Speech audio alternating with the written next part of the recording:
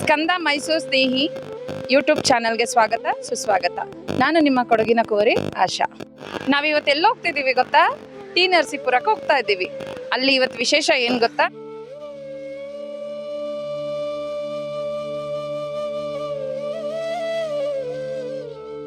ಕುಂಜ ನರಸಿಂಹಸ್ವಾಮಿ ದೇವಸ್ಥಾನದಲ್ಲಿ ಜಾತ್ರೆ ನಡೀತಾ ಇದೆ.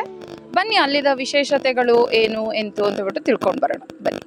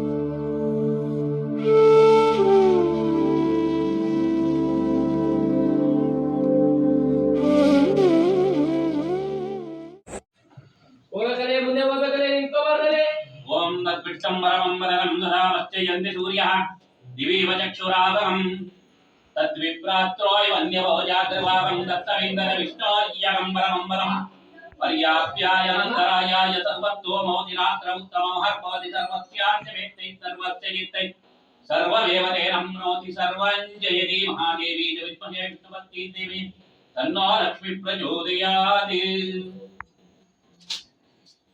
ಜಿಲ್ಲೆ ಟಿ ನರಸೀಪುರ ತಾಲೂಕು ಮೈಸೂರಿನ 35 ಕಿಲೋಮೀಟರ್ ಇರುವ ಶ್ರೀ ಗುಂಜಾನರಸಿಂಹ ಸ್ವಾಮಿ ದೇವಸ್ಥಾನ. ಸ್ವಾಮಿ ಕೈಯಲ್ಲಿ ಗುಲ್ಗಂಜಿ ಇಟ್ಕೊಂಡಿದ್ದಾರೆ ಅಭಯಸ್ಥಳಿ. ಕಾಶಿ ಕ್ಷೇತ್ರಕ್ಕೂ ಈ ಕ್ಷೇತ್ರಕ್ಕೂ ಕ್ಷೇತ್ರ ಮಹಿಮೆ ಒಂದು ಗುಲ್ಗಂಜಿ ಪುಣ್ಯ ಜಾಸ್ತಿ ಅಂತ ಹೇಳಿ. ಪೂರ್ವದಲ್ಲಿ ಅರಣ್ಯವಾಗಿತ್ತು, ಸ್ವಾಮಿ ಉತ್ತಲ್ಲಿದ್ದು ಅಂತ ಹೇಳಿ ಒಬ್ಬ ಭಕ್ತನಿಗೆ ನಾವು ಉತ್ತಲ್ಲಿದ್ದೀನಿ ದೇವಸ್ಥಾನ ಕಟ್ಟಿಸ್ಕೊಡು ಅಂತ ಕೇಳ್ತಾರೆ. ಪೂರ್ವದಲ್ಲಿ ಅರಣ್ಯವಾಗಿತ್ತು, ಸ್ವಾಮಿ ಉತ್ತಲ್ಲಿದ್ರು ಅಂತ ಹೇಳಿ ಒಬ್ಬ ಭಕ್ತನಿಗೆ ನಾವು ಉತ್ತಲ್ಲಿದ್ದೀನಿ ದೇವಸ್ಥಾನ ಕಟ್ಟಿಸ್ಕೊಡು ಅಂತ ಕೇಳ್ತಾರೆ. ನನಗೇನು ಗತಿ ಇಲ್ಲವಲ್ಲ, ನೀವು ಒಗಿತರ ಕಳಿಸಲು ಕೊಬ್ಬರಿಗೆ ಹಣ ಇದೆ, ಅದರಿಂದ ದೇವಸ್ಥಾನ ಕಟ್ಟಿಸು ಅಂತ ಕೇಳ್ತಾರೆ. ಸರಿ ಕನಸು ಅಂತ ಹೇಳಿ ಸುಮ್ಮನೆ ಆದಮೇಲೆ ಪುನಃ ಇನ್ನೊಂದ್ಸಲಿ ಕನಸು ಬಿದ್ದ ಮೇಲೆ ಸರಿ ಕಲ್ ತೆಗೆದು ನೋಡಿದ್ಮೇಲೆ ಕೊಬ್ಬರಿಗೆ ಹಣ ಸಿಗುತ್ತೆ. ಗರ್ಭುಡಿ ಸುಖನಾ ಶಂಕನ 2 ಅಂಕನ ಅಕ್ಷ ಕಟ್ಟಿಸ್ತಾ ಅಂತೇಳಿ ಸಾಚನ.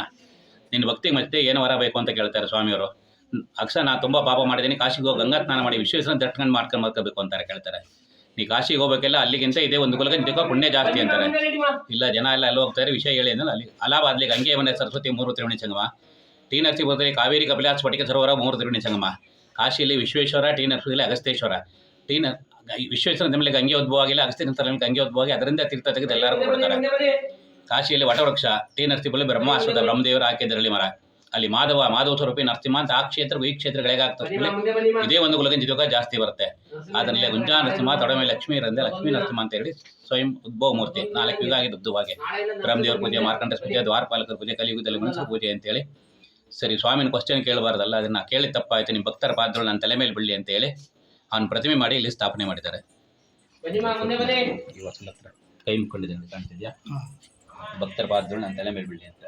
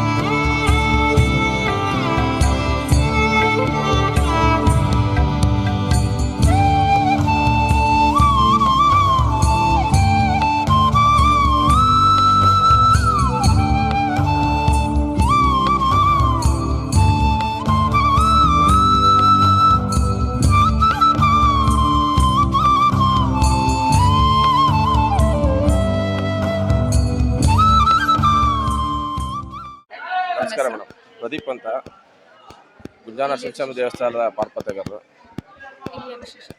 ಈ ವಿಶೇಷತೆ ಏನಂತಂದರೆ ಕೆಬ್ಬೆ ವ್ಯಾಸರಾಜಪುರ, ಟಿ ನರಸೀಪುರ, ಆಲ್ಗೂಡು, ಗೋಪಾಲ್ಪುರ ಮತ್ತು ಟಿ ನರಸೀಪುರ ಈ ಗ್ರಾಮದ 5 ಗ್ರಾಮದ ಯಜಮಾನರುಗಳು ಬಂದು ಈ ರಥೋತ್ಸವಕ್ಕೆ ಚಾಲನೆ ಕೊಡ್ತಾರೆ. ಈ 5 ಗ್ರಾಮದ ಮುಖ್ಯಸ್ಥರುಗಳು ಬರೋ ತನಕ ಈ ರಥೋತ್ಸವ ಹೊರಡೋದಿಲ್ಲ. ಅದು ಇಲ್ಲಿನ ರಥೋತ್ಸವದ ಒಂದು ಹಳೆಯ ಪದ್ಧತಿ. ಅಂದರೆ ತುಂಬ ಎಲ್ಲ ಕಡೆಯಿಂದ ಎಲ್ಲ ಕಡೆಯಿಂದ ಹಳ್ಳಿ ಕಡೆಯಿಂದ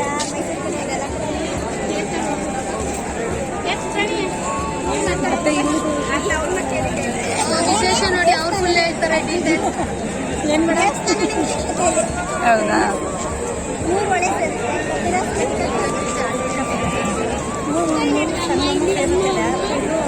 ಪುಣ್ಯ ಸ್ಥಳ ಇದೆ. ಯುಗಾದಿ ಹಬ್ಬದ್ದು ಜಾತ್ರೆ ಬರ್ತಾರೆ, ಎಲ್ಲ ದೇವರು ಬರ್ತಾರೆ.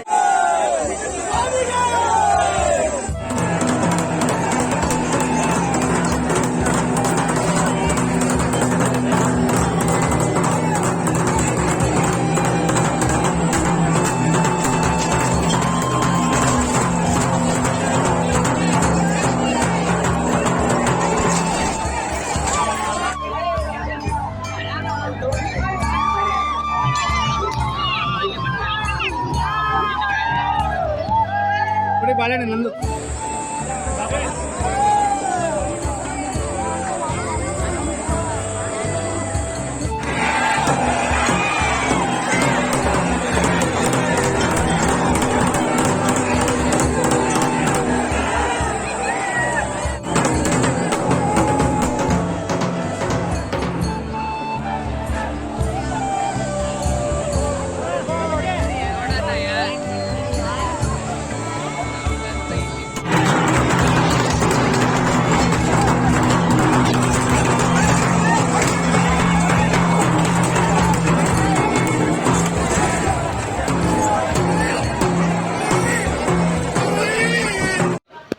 ಸರ್ ನಮಸ್ತೆ. ನಮಸ್ತೆ ಮೇಡಮ್.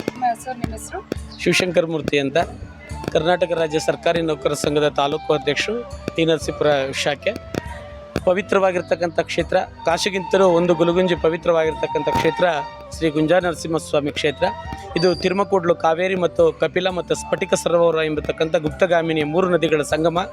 ಇಂತಹ ಪವಿತ್ರ ಕ್ಷೇತ್ರದಲ್ಲಿ ಈ ದಿನ ರಥೋತ್ಸವ ಕಾರ್ಯಕ್ರಮ ಜರುಗಿದೆ.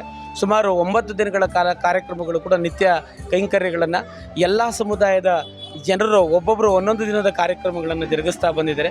ಈ ದಿನದ ಎಲ್ಲ ಸಮುದಾಯದ ಜನರು ಕೂಡ ರಥದ ಒಂದು ಕಾರ್ಯಕ್ರಮದಲ್ಲಿ ಸಕ್ರಿಯವಾಗಿ ಭಾಗವಹಿಸಿದ್ದಾರೆ. ಮತ್ತು ಇಲ್ಲಿ ದಾಸೋಹದಲ್ಲಿ ಸುಮಾರು 5,000ಕ್ಕೂ ಹೆಚ್ಚು ಜನಸಂಖ್ಯೆಯ ದಾಸೋಹ ಕಾರ್ಯಕ್ರಮವನ್ನು ಉದ್ಯಮಿಯಾಗಿರ್ತಕ್ಕಂಥ ವಾಸುದೇವಣ್ಣನವರು ದಾಸೋಹದ ಒಂದು ಸಮಿತಿಯ ಅಧ್ಯಕ್ಷರಾಗಿದ್ದಾರೆ. ಈ ದಾಸೋಹದ ಎಲ್ಲ ಕಟ್ಟಡಗಳನ್ನು ಕೂಡ ನಿರ್ಮಾಣ ಮಾಡಿ ಪ್ರತಿನಿತ್ಯ ಅನ್ನದಾಸೋಹ ಕಾರ್ಯಕ್ರಮವನ್ನು ವಾಸುದೇವನ್ ಉದ್ಯಮಿಯವರು ನಡೆಸ್ಕೊಂಡು ಹೋಗ್ತಾ ಇದ್ದಾರೆ. ನಮ್ಮ ದೀಪೂರವರು ಪಾರುಪತ್ಯಗಾರರು, ಮೇಸರಾಜಪುರದ ಗ್ರಾಮಸ್ಥರ ಮುಖಂಡರುಗಳು, ಯಜಮಾನರುಗಳು ಹಾಗೂ ಮತ್ತೊಬ್ಬರು ಪಾರುಪತ್ಯಗಾರರಾಗಿರ್ತಕ್ಕಂಥ ಯೋಗೇಶ್ ರವರು. ಈಗ ದೇವತಾ ಕಾರ್ಯಗಳು ಕೂಡ ಅತ್ಯಂತ ಯಶಸ್ವಿಯಾಗಿದೆ. ಈ ಕ್ಷೇತ್ರದ ಮಹಿಮೆ ಏನಪ್ಪ ಅಂತಂದರೆ, ಇಲ್ಲಿ ಯಾವುದೇ ಒಂದು ಕಾರ್ಯಗಳನ್ನು ನಾವು ಇಲ್ಲಿ ದರ್ಶನ ಮಾಡಿ ಹೋದರೆ ಪ್ರತಿಯೊಂದು ಕಾರ್ಯವೂ ಕೂಡ ಯಶಸ್ವಿ ಆಗ್ತದೆ. ಆ ನಿಟ್ಟಿನಲ್ಲಿ ನರಸೀಪುರದ ಸಮತೆ ಜನತೆ, ಈ ಸುತ್ತಮುತ್ತಲಿರ್ತಕ್ಕಂಥ ಜನತೆ ಇದನ್ನು ದಕ್ಷಿಣ ಕಾಶಿ ಎಂದೇ, ನಂಜನಗೂಡು ಬಿಟ್ಟರೆ ಇದನ್ನು ಕೂಡ ದಕ್ಷಿಣ ಕಾಶಿ ಅಂತಲೇ ನಾವು ಕರಿತೇವೆ. ಇಂಥ ಪವಿತ್ರ ಕ್ಷೇತ್ರದಲ್ಲಿ ಸಾವಿರಾರು ಜನ ಭಕ್ತ ಮಹಾಶಯರು ಈ ದಿನದ ಕಾರ್ಯಕ್ರಮದಲ್ಲಿ ಭಾಗವಹಿಸಿ ಕಾರ್ಯಕ್ರಮವನ್ನು ಭಾಳ ವಿಜೃಂಭಣೆಯಿಂದ ನೆರವೇರಿಸಿಕೊಟ್ಟಿದ್ದಾರೆ. ಭಾಗವಹಿಸಿದ ಭಕ್ತಾದಿಗಳಿಗೆ, ಈ ಒಂದು ಕಾರ್ಯಕ್ರಮಕ್ಕೆ ಪ್ರತ್ಯಕ್ಷವಾಗಿ ಪರೋಕ್ಷವಾಗಿ ಸಹಕರಿಸಿದ ಸರ್ವರಿಗೂ ಕೂಡ ಶ್ರೀ ಪವಿತ್ರವಾಗಿರ್ತಕ್ಕಂಥ ಗುಂಜಾ ನರಸಿಂಹಸ್ವಾಮಿ ಅವರಿಗೆ ಮತ್ತು ಅವರ ಕುಟುಂಬಕ್ಕೆ ಒಳ್ಳೆಯದನ್ನು ಮಾಡಲಿ ಅಂತ ಆಶಿಸ್ತಾ ನಾನು 2 ಮಾತು ಮುಗಿಸಿದ್ದೇನೆ. ಜೈ ಹಿಂದ್. ಮಾತಾಡಿ ನೀವು. ಸರ್ ನಮಸ್ತೆ. ತಮ್ಮ ಹೆಸರು? ಕನ್ನಡ ಪುಟ್ಟಸ್ವಾಮಿ ಅಂತ, ಕನ್ನಡ ಸಾಹಿತ್ಯ ಪರಿಷತ್ ಅಧ್ಯಕ್ಷ ತಾಲೂಕೆ. ಈ ಜಾತ್ರೆ ವಿಶೇಷ ಏನಂದರೆ, ಶ್ರೀ ಗುಂಜಾ ನರಸಿಂಹಸ್ವಾಮಿ ಇದು ಪುರಾಣ ಪ್ರಸಿದ್ಧವಾದ ಒಂದು ದೊಡ್ಡ ಸ್ಥಳ. ಇದು ಅಂದರೆ ಹಿಂದೆ ದ್ವಾಪರ ಯುಗ ಮತ್ತು ಕೃತಯುಗ ಮತ್ತು ಸತ್ಯಯುಗ, ಈ ಕಲಿಯುಗದಲ್ಲಿ ಈ 4 ಯುಗಗಳಿಂದ ಈ ದೇವಸ್ಥಾನ ಇದೆ ಅಂತ ಒಂದು ಪದ್ಧತಿ ಇದೆ. ಏನು ಪದ್ಧತಿ ಅಂದರೆ, ಸೂರ್ಯನಾರಾಯಣ ಮುಳುಗ ಟೈಮಲ್ಲಿ ನರಸಿಂಹಸ್ವಾಮಿ ಅವತಾರ ಎತ್ತಿ ಇವನ್ನ ರಾಕ್ಷಸನ್ನ ಸಂಹಾರ ಮಾಡಿದ ಅಂತ ಒಂದು ನಮಗೆಲ್ಲ ಗೊತ್ತಿರೋ ಅಂಥ ಒಂದು ವಿಷಯ. ಆ ಟೈಮಲ್ಲಿ ಸೂರ್ಯ ಭಗವಾನ್ಗೆ ದರ್ಶನ ಆಗಲಿಲ್ಲ ಅಂತ ಸೂರ್ಯ ಬಂದು ಇಲ್ಲಿ ತಪಸ್ ಮಾಡ್ದ ಅಂತ. ಇದು ಭಾಸ್ಕರ ಕ್ಷೇತ್ರ ಅಂತ. ಆ ಭಾಸ್ಕರನ್ಗೆ ಒಲ್ದಿದಂಥ ನರಸಿಂಹಸ್ವಾಮಿ ಇದು. ಇಡೀ ಪ್ರಪಂಚದಲ್ಲೇ ಒಂದು ಗುಲ್ಗುಂಜಿ ಗಾತ್ರ ಇಲ್ಲಿ ಪವರ್ ಜಾಸ್ತಿ ಇದೆ. ಹಂಗಾಗಿ ಇದು ಸಚ್ಚಿದಾನಂದ ವಿಗ್ರಹ ಅಂತ, ಯಾರು ಕೆತ್ತಿದ್ದಲ್ಲ ಇದು ವಿಗ್ರಹ. ಸಾಕ್ಷಾತ್ ಸೂರ್ಯ ಭಗವಾನ್ಗೆ ದರ್ಶನ ಕೊಟ್ಟಂಥ ಒಂದು ಸ್ವಾಮಿ ನರಸಿಂಹಸ್ವಾಮಿ, ಮತ್ತು ಇದು ಸಚ್ಚಿದಾನಂದ ವಿಗ್ರಹ ಅಂತ. ಹಂಗಾಗಿ ಇದಕ್ಕೆ ಇಡೀ ಇಂಡಿಯಾ ಒಳಗಡೆ ಒಂದು ಗುಲ್ಗುಂಜಿ ಗಾತ್ರ ಜಾಸ್ತಿ ಪವರ್ ಇದೆ. ಮತ್ತು ಕಾಶಿಗಿಂತ ಇದು ಪವಿತ್ರವಾದ ಸ್ಥಳ ಅಂತ, ಒಂದು ಗುಲ್ಗುಂಜಿ ಗಾತ್ರ ಪವಿತ್ರವಾದ ಸ್ಥಳ ಅಂತ. ಈ ಸ್ಥಳದಲ್ಲಿ ಯಾರೇ ಒಂದು ದಿನ ಇದ್ದು ಹೋದ್ರೂ ಅವನು ಪುನೀತ ಆಗ್ತಾನೆ ಅಂತ. ಹಿಂದೆ ಪುನೀತ ಆದರೆ ಅಂದರೆ ಏನು ಅನ್ನೋದು ನಿಮ್ಗೆ ಗೊತ್ತಿದೆ. ಅವೆಲ್ಲ ಆ ಒಂದು ಮಹಿಮೆ ಉಳ್ಳ ಅಂತ ದೇವಸ್ಥಾನ ಇದು. ಅದಕ್ಕೆ ಇಲ್ಲಿ ಬಂದಿರೋರೆಲ್ಲ ಪಾವನರಾದರು ಇವತ್ತು ಅನ್ನೋದು ಹೇಳೋದಕ್ಕೆ ನಾನು ಇಚ್ಛೆಪಡ್ತೀನಿ.